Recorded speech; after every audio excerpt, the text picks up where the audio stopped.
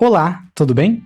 Aqui é o Luiz e todo mundo que trabalha ou vai trabalhar com programação para web vai ter que fazer em algum momento uma integração, o consumo de alguma API externa. Mas muitas vezes faltam os fundamentos de como fazer esse tipo de consumo. Então, no vídeo de hoje, eu quero lhe ensinar a base fundamental para você conseguir consumir APIs externas, entender a documentação dessas APIs, fazer testes nelas, enfim, é o primeiro de alguns vídeos sobre este assunto aqui no canal e eu acho que você vai gostar. Então, vamos lá.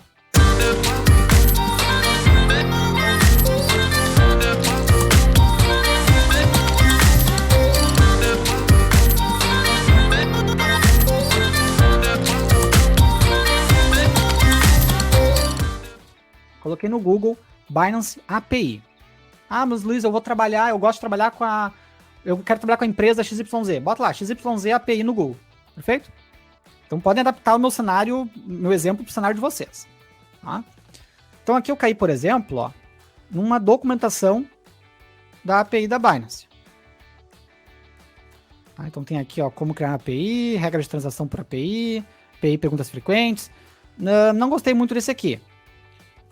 O que eu posso colocar mais aqui de informação? Existe uma categoria de APIs que é as que a gente mais utiliza, né, que são as APIs REST, certo? Então eu vou colocar aqui, eu não vou entrar no detalhe hoje do que é REST, tá? Mas confia em mim, coloca ali o nome da empresa API REST, tem mais chance de vocês acharem. Então reparem aqui, ó, que veio um novo link, Binance Oficial API Docs, ó, foi movido para esse outro link aqui. E opa, agora sim eu caí onde eu tô mais acostumado, que é o GitHub. O que é o GitHub, gente? Para quem não conhece, o GitHub é esse site que eu tô aqui. Ele é um repositório de projetos públicos.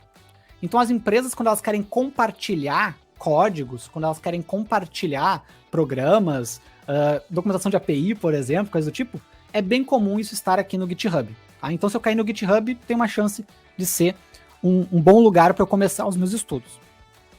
Então eu mencionei que eu quero criar uma aplicação que vai utilizar dados da corretora Binance, por exemplo. Mas poderia ser utilizar dados do WhatsApp, poderia ser utilizar dados de uma empresa de seguros, de carros, não importa. Tá? Achei as APIs da empresa. O que eu tenho que fazer? Tá? Eu tenho que procurar aqui primeiro se o que eu quero fazer é possível na API, certo? Essa API aqui está em inglês. Isso é uma coisa bem comum no mundo da programação, tá? Então quem não domina o idioma, de repente utiliza os tradutores do navegador e tudo mais, certo? Mas é bem comum as coisas estarem em inglês no mundo da programação. Então aqui na documentação, certo? Ela tem tudo que eu posso fazer via APIs. E se está aqui na documentação que eu posso fazer, então quer dizer que é permitido, certo? Então eventualmente alguém me pergunta, né, Luiz, mas pode fazer compra e venda com robô? A Binance deixa isso? Não apenas ela deixa, como ela ensina a fazer isso aqui na documentação deles. Tá bom? Então, por exemplo, eu tenho aqui dados de mercado e eu tenho dados da conta. Luiz, qual que é a diferença? Existem APIs que a gente chama de APIs públicas, que são de dados públicos. Tá? Por exemplo, dados de mercado. Qualquer pessoa pode ir lá, acessar e ver o que tem de informação. E existem APIs, né, que são privadas, que somente pessoas autenticadas podem utilizar, que é o caso aqui das APIs de conta, de account, certo? Hoje, como meu objetivo é ajudar quem está bem no zero, começando a entender esse mundo de APIs, a gente vai brincar com essas APIs de mercado, que são as públicas, certo? Numa outra oportunidade no futuro, a gente pode trazer aqui a parte de APIs privadas também. Aqui tem tudo que eu posso fazer relacionado a dados de mercado. Então, book de ordens, lista de trades recentes, trades antigos, né, dados históricos, candles, né, que são as velas, preço. Isso aqui é uma coisa que todo mundo entende, né? Current average price, né, preço médio atual. Isso é uma coisa que todo mundo entende. Você pode nunca ter operado criptomoedas na vida, mas você sabe o que é o preço de uma criptomoeda. Né? É o valor que ela está sendo negociada no mercado. Perfeito? Então a gente vai começar por aqui. Se eu clicar neste cara aqui, Current Average Price, eu vou cair na seção da documentação que me ensina a utilizar esta API. A utilização de uma API pública ela geralmente se resume a você montar a URL de acesso, né? O endereço para acessar o dado, tá? Geralmente se resume a isso. Eu vou ter um endereço, que eu vou montar este endereço, e quando eu chamar este endereço num código de programação, eu vou ter o retorno esperado. Então, no caso dessa API aqui, ó, Current Average Price, o que ela faz? Ó? Preço médio atual para um symbol. Symbol é par de moedas, tá, gente? É uma moeda e a moeda que você está usando para transacionar ela. Tá bom? Então, bitcoins transacionados em dólares. Isso é um symbol, por exemplo. Tá bom? Como é que eu utilizo essa API? Eu tenho que fazer um GET. Luiz, o que é um GET? As APIs todas, certo? Dentro do universo, principalmente de APIs REST, que é isso que a gente vai conversar aqui hoje, elas esperam um comando, que a gente também pode chamar de verbo, e um endereço. Então vocês vão ver sempre esse formato, ó. Comando, get, endereço, /API, /v3, /avg price. Perfeito? Então as APIs no mínimo vão ter essas duas partes para cada ação que você pode fazer. O comando get é do inglês obter, certo? Então eu sempre uso o comando get quando eu quero obter um dado. Depois tem outras possibilidades, tá? Mas o get aqui é o mais comum da gente utilizar, que é quando a gente quer pegar dados de um outro sistema. Então aqui eu estou dizendo, ó, eu quero pegar dados do preço de uma criptomoeda, certo? Lá do sistema da corretora Binance. Perfeito? Reparem que este endereço aqui, ele está incompleto, certo? Porque todo mundo que já acessou a internet alguma vez sabe que os endereços não começam com barra. Os endereços, olha o exemplo aqui em cima do GitHub, né? Eles começam geralmente com HTTP ou HTTPS, né? // aí vem o site, né? O domínio da aplicação, e depois vem esse tipo de informação aqui, né? Que é o caminho que a gente chama, né, da aplicação. Então, cadê a primeira parte aqui? Ah, eu preciso do endereço completo. Se eu voltar no início da documentação, isso vocês vão sempre encontrar no início, tá? Boas documentações seguem bem essa ordem aqui que vocês estão vendo. Vocês vão encontrar isso aqui, ó. Quais são os endereços, né, ou o endereço para acessar esta API. Então aqui está dizendo ó, que o endereço é esse, https //apibinance.com. Então, se eu juntar isto aqui, deixa eu abrir aqui um bloquinho de texto. Se eu juntar isto aqui com aquele outro pedaço, eu vou ter o endereço completo. Vamos pegar de novo aquele outro pedaço lá. Este aqui. A gente pega esse pedaço aqui e cola aqui. Vou dar mais um zoom aqui. Aí, ó. Acho que agora tá todo mundo enxergando.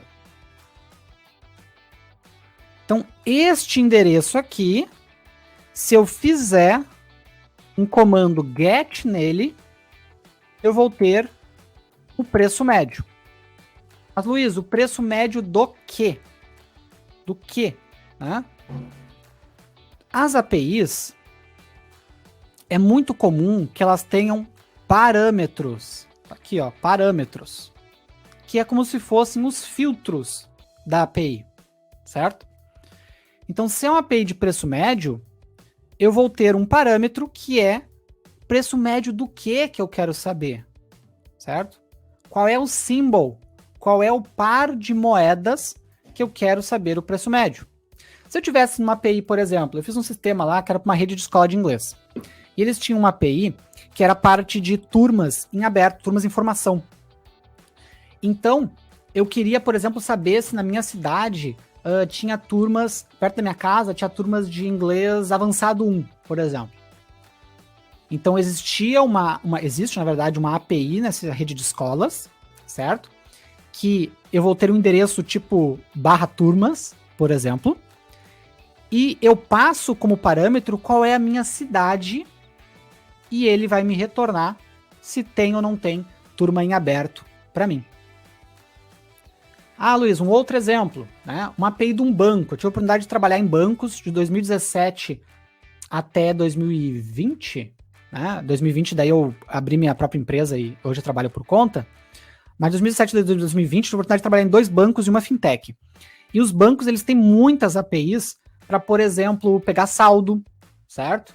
Para, por exemplo, listar produtos para pessoa, investimentos. Né? Imagina que você entrou na área do aplicativo de investimentos. Né? Aquelas informações que estão mostradas no aplicativo são graças a uma API que o seu celular se conecta, uma API do banco que ele se conecta para pegar os dados de, por exemplo, investimentos que você pode estar aplicando, por exemplo. Né? Então, daí, nesse caso, né, o filtro talvez vai ser algum tipo de investimento que você está procurando, certo?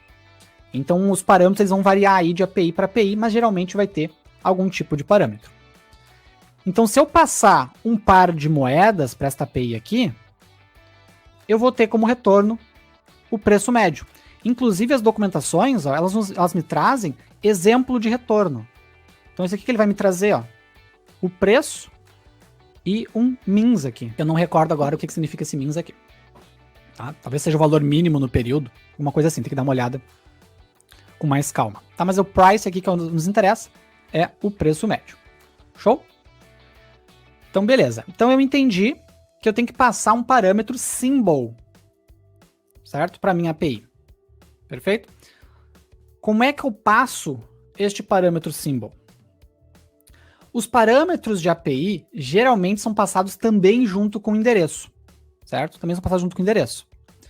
E a gente passa eles colocando um ponto de interrogação, o nome do parâmetro. Qual é o nome do parâmetro, Luiz? Vamos ver aqui na documentação. Ó. O nome do parâmetro é symbol. Então a gente passa aqui parâmetro symbol igual e a informação que a gente quer colocar como filtro. No caso, aqui abrindo um parênteses, né, no mundo das criptomoedas, né, o symbol é o par de moedas, é as duas siglas que juntas, né, eu negocio os ativos na corretora. Por exemplo, eu quero negociar Bitcoin em dólar. O símbolo do Bitcoin é qual? BTC. O símbolo do dólar é qual? USD. Se eu quiser saber o preço médio de Bitcoins cotado em dólar, é assim que eu faço. Show? Então eu tenho que, de alguma forma, montei a URL, certo? Eu sei como é que faz a chamada, é desse jeito. Mas de alguma forma eu tenho que executar um comando get nesta URL aqui para ter o retorno que eu espero. Perfeito? Como é que eu faço isso? Tem várias maneiras de você executar os comandos get, por exemplo, neste endereço aqui. Várias maneiras. Por quê? Porque isso aqui, get, esse endereço, são padrões da internet, certo? APIs bem construídas seguem padrões da internet, e esta API aqui é um exemplo. Perfeito? Seguindo o padrão da internet, qualquer ferramenta de comunicação com a internet pode ser utilizada para a gente fazer consumo de APIs. Consumo de APIs é a gente pegar dado de API. Perfeito? Eu posso, inclusive, qual é uma ferramenta de internet que todo mundo utiliza? O navegador, certo? Eu posso, inclusive, se a API for muito simples, utilizar o próprio navegador para estar utilizando ela, para estar consumindo ela. Só entra um detalhe que a única coisa que o navegador consegue fazer quando eu jogo um endereço nele é esse próprio get aqui, tá? Então, para uma API tão simples quanto essa, esse meu exemplo aqui vai funcionar. Então, se eu pegar aqui, por exemplo, copiei este endereço, vou lá no navegador de internet, abri uma outra aba, colei aquele endereço, olha, ele me reclamou aqui, symbol inválido. Ao invés de USD, vamos colocar aqui o SDT, que é do Tether. Tá? O Tether, para quem não sabe, é uma stablecoin. O que é uma stablecoin, Luiz? É uma moeda atrelada, né, a uma outra coisa. No caso do SDT, ela é atrelada ao dólar. Então, na prática, isso aqui é o preço de Bitcoin em dólar, tá bom?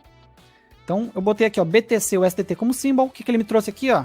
Que o preço atual do Bitcoin cotado em Tethers, né, vamos chamar de dólar para simplificar, é 29.852 com esses centavos aqui. Perfeito? Se eu chamar de novo, vai mudar. Se eu chamar isso aqui a cada 1 segundo, às vezes menos do que 1 segundo, vai mudar, porque o mercado está sempre mudando, certo? Mas, Luiz, por que eu tô fazendo essa asneira aí? Por que eu não vou lá no site da Binance e vejo isso, tá? O objetivo não é a gente usar no navegador, tá, gente? Ninguém usa a API no navegador. Só tô mostrando para vocês aqui que funciona também no navegador, tá bom? O objetivo aqui é vocês entenderem que o que eu acabei de fazer foi uma chamada na API da Binance e obtive como retorno essas informações aqui. Quando a gente está construindo um sistema, eu posso fazer essas mesmas chamadas através do meu sistema. Se a empresa disponibiliza para a gente APIs, eu consigo utilizar isso via sistema. E aí, gostou da lição? Se você ficou com qualquer dúvida, pode deixar aqui nos comentários e logo na sequência vai entrar outro vídeo dando continuidade a este assunto aqui. Então fica ligado aí que eu acho que vale a pena seguir maratonando. Antes do outro vídeo começar, não esqueça de deixar o seu like para valorizar aí o meu trabalho e se inscreva no canal, saem vídeos novos todas as semanas por aqui. Um abraço e até a próxima. Valeu!